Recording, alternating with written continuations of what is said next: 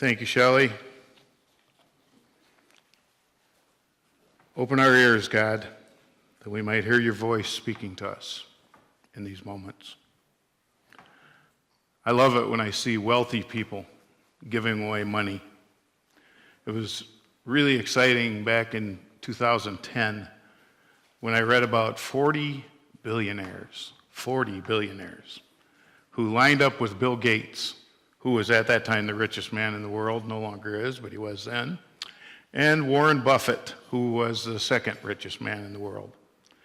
They announced that they would give away, all 40 of these billionaires were going to give away half of their wealth at least by the time they die, and if they hadn't given it away by the time they died, they would leave it in their will in order to help make the world a better place for others.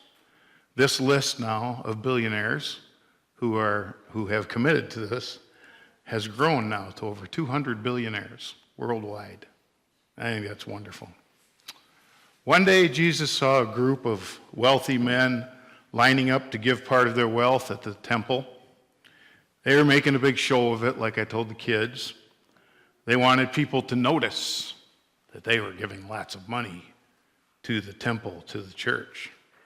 They used big coins so that when the pieces of the money fell into the box, everybody could hear it, and they knew that they were giving a lot. Of course, showing off our holiness didn't just happen back then. The wealthy sometimes today like to see their names on buildings. They like to see their names on foundations, scholarships, all those kinds of things.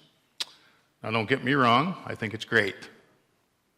Society is better because of these people's generosity, and it truly should be appreciated. But don't be misled. In many cases, these wealthy folks it really doesn't cost them a whole lot. They still have more than they could ever spend in their lifetime.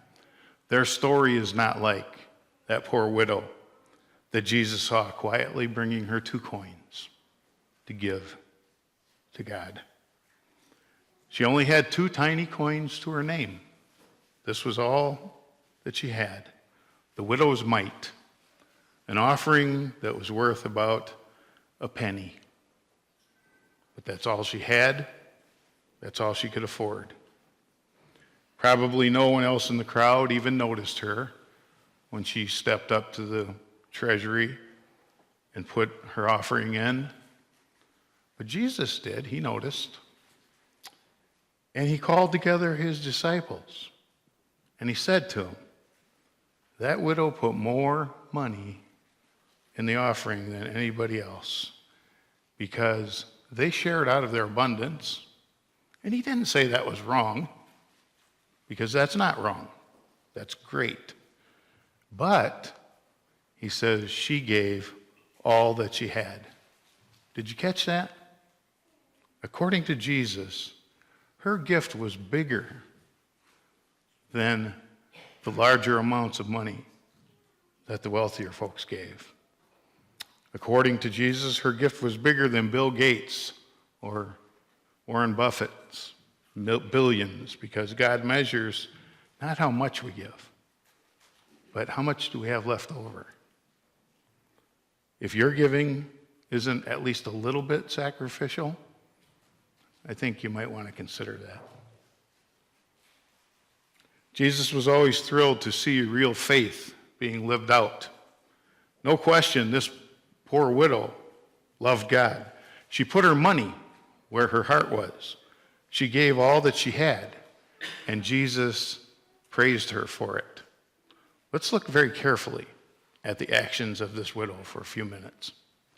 I believe some things might be important, some things that we normally miss when we read this story and talk about it, some things that would be a shame to ignore. May I suggest, first of all, that her act of devotion showed that she had forgiven God. Ooh, Now, before you accuse me of blasphemy, hear me out. Hear with your heart, and not just with your head, with your ears. This lady was a widow. She had lost her husband. Some of you have experienced the loss of a spouse, and you are wise enough to know about the hurt and the loneliness that it brings. And also, for some, it brings bitterness and anger for a period of time. You may have heard of the work of a psychiatrist whose name was Elizabeth Kubler-Ross. How many heard that name? A few. Mm-hmm. I'm sure you have, Shelley, in your studies. She was a pioneer in near-death studies who herself died just a few years back. And in 1969, she wrote a book, and the title of that book was, got her that time. It was On Death and Dying. That was the name of the book, On Death and Dying. In that book, she described the 5 stages of grief. Now, many of you are probably familiar with this. Grief for most people is an ongoing process, and it seems to come in stages. The 5 stages that Dr. Kubler-Ross described are denial. First we deny, then we get angry, then we bargain with God, then depression, and finally acceptance. These various stages seem to help us understand how we can go on living after we lose someone who is so very near and dear to us. Some people handle these stages quite well. The stages don't necessarily happen in that order that I just named either. It could go, and you may go back to a stage that you were in previously. And it may go on for years, it may just be months, it may be your lifetime. Grief is a very individual thing. Other people sometimes get bogged down in one stage, and they never really come out to the other side. We don't have time to deal with each of these steps, but think for a moment about that third step that I mentioned, anger. It's not unusual for a person who has loved someone dearly and has lost them to be angry, first of all. First, we get mad at the person that died, and we say, "Why did you leave me? How could you? I love you and you're gone. Why'd you go?" It's also not unusual for a person to say, "You know what? I'm mad at myself. If I would have just done some things differently, maybe he or she would still be around."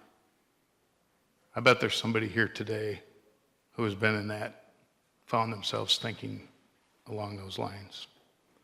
And finally, it's not unusual at all for people to come into my office and I'm having a chat with them, either planning the funeral or just having a talk after the loss of a loved one, and they say, "I feel so guilty because I'm mad at God. I'm angry with God." It's not unusual at all. Why didn't God spare her or him? If God can do anything, why didn't he heal her? Why didn't he make her better? Well, my response is always, it's okay. It's okay that you're angry. God understands. And believe me or not, there will be a day when you won't be angry at God anymore. But it's okay to express that to God. Tell him that you're angry. None of us deal very well with the idea of losing someone that we love. Even though we know that God prepared a place for them and that they are there and that life is more perfect where they are and they're not suffering anymore, it's still really hard, isn't it? Just to let them go and say goodbye. There's a beautiful story about a man who was walking down the road, and he saw this young boy up in a tree. And this boy was straddling one of the limbs of the tree, and he noticed that the boy had a leaf in his hand, and he had some string. And he was trying to tie the leaf onto the branch. And he couldn't understand what was happening. He said, "Why are you doing that?" He said, "Well, in the house is my sister. I love my sister very much. And she's going to die soon. She's very, very sick. And the doctor told us that before the last leaf falls from this tree, she's going to be gone." And so he didn't want his little sister to die, so he was tying leaves back onto the tree, hoping that this would prolong her life. None of us can deal very well with the idea of losing someone we love. When it happens, it takes time, sometimes a long time, for healing to take place. One of the obstacles to healing may be that we're resentful or we're angry with God. The first thing this widow may have been saying as she dropped her 2 coins into the temple treasury that day is, "I've come to grips with my grief. I'm over my resentment. I'm once again at peace with God." There's a second thing that she might have been saying as she dropped in those 2 coins. It was these 3 words: "I trust God." You see, there was no Social Security in those days, no pension, no monthly check that she would be receiving now that her husband was gone. Widows were very vulnerable in those days. Unless her husband was wealthy, or unless she had some family or children to support her, someone that would take her in, she was at the mercy of sometimes a very heartless society. It was not easy to be a widow in those days. Jesus said that she was poor. He said that those 2 coins were all she had. Do we really understand that? Sell your house, sell your car, sell everything you own, and take it all and bring it here, write a check and put it in the offering on Sunday morning. That would be the equivalent of what this lady was doing. That's all she had. She had 2 coins. She must have done it trusting that God would provide for her. That is more trust, I dare say, than anybody sitting in this room or watching today has in God. I know it's more trust than I have. I got to hang on to some of that money. I got to hang on to some of those possessions. I need them to get by. She gave all. That kind of trust, that kind of faith is, I'm sure, pleasing to God. Now, don't get me wrong. I'm not saying that you should sell everything you own. But it should hurt sometimes a little bit to give either to the church, another charity, someone in need. The late United Methodist Bishop Charles Golden told about visiting a mission school in India where the students sang an old African American spiritual. He said they sang it to him as a courtesy because he was an African American. They sang that song called "I Got Shoes." Bishop Golden said he realized that the children that were singing this song, "I Got Shoes," didn't have shoes. They were all barefoot. It reminded him that when his people had written that song so long ago, they too did not have shoes. They were singing a song of hope, a song of trust, because they knew that there were shoes waiting for them and that someday they would put on their shoes. Remember how it goes? I got shoes, you got shoes, all God's children got shoes. When I get to heaven, I'm going to put on my shoes and walk all over God's heaven. These people were barefoot. It's saying I may be barefoot right now. This may be my last 2 coins I'm dropping in the temple treasury, but God will provide. This may have been the widow's way of saying that I know that God will provide for me. She had forgiven God. She wasn't angry with him anymore. She trusted God. Be cool if we could trust God as much as she did. And then here's the last thing that her offering may have said that day. She believed in the work of God, the work of the temple, the church. It was important to her, and she wanted to support it. It was a priority to her.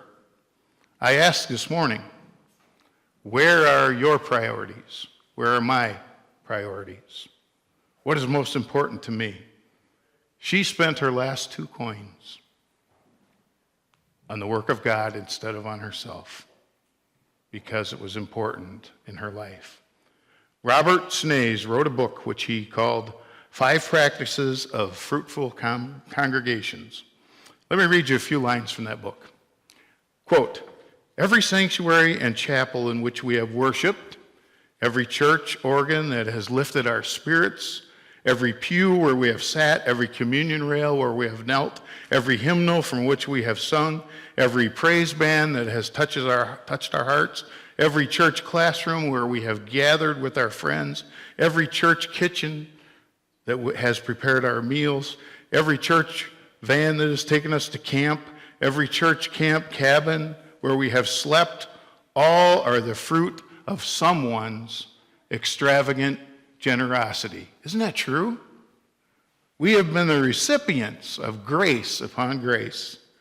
We are heirs, the beneficiaries of those who came before us, who were touched by the generosity of Christ enough to give graciously so that we could experience the truth of Christ for ourselves.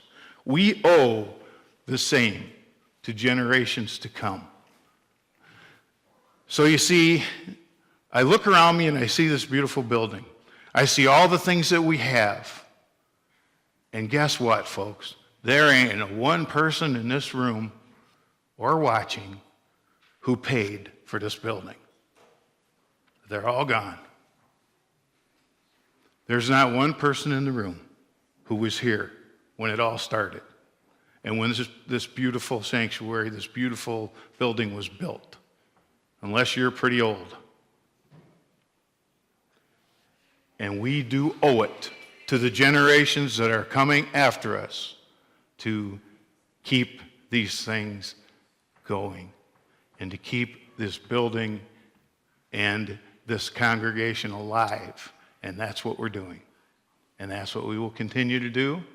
And one day, the kids that you see coming up here, reading and praying and taking the offering and doing all those things, as adults, will be doing those same things. And most of them will be leaders.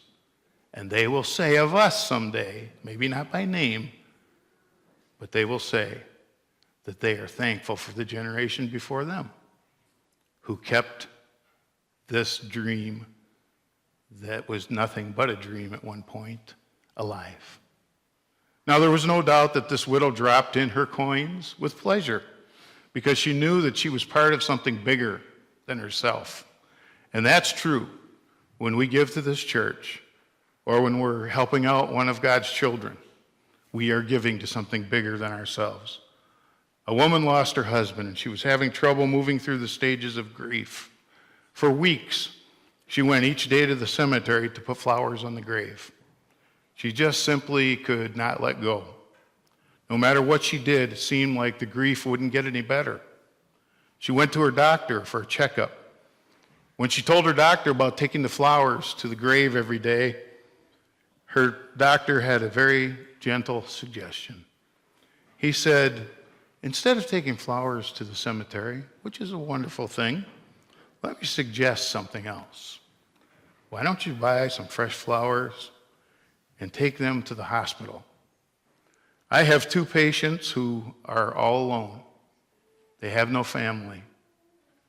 I can give you their names. I know they would enjoy some fresh flowers and a visit. Why not take them?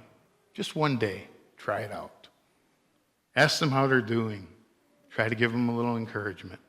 Maybe say a prayer for them. See if there's anything you can do to help them.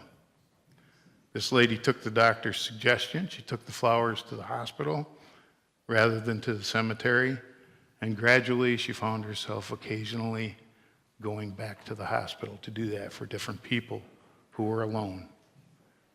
She learned that she was able to work through her grief by doing things like this. Those coins dropped in the treasury that day may have been an important part of her recovery from her grief experience. By dropping in those coins, she realized that she was part of something bigger than herself. She was participating in God's work on earth. No wonder Jesus was pleased to see her make her offering. No wonder he praised her to his disciples. She was dealing with her grief. She trusted God for her daily bread. She was involved in the work of the kingdom. In God's eyes, this poor widow gave more money than Bill Gates, Warren Buffett, and Elon Musk put together ever could. I challenge you this morning to examine your giving to the treasury, not just money, but time and talents. Are you giving just enough that it maybe hurts just a little bit? Amen.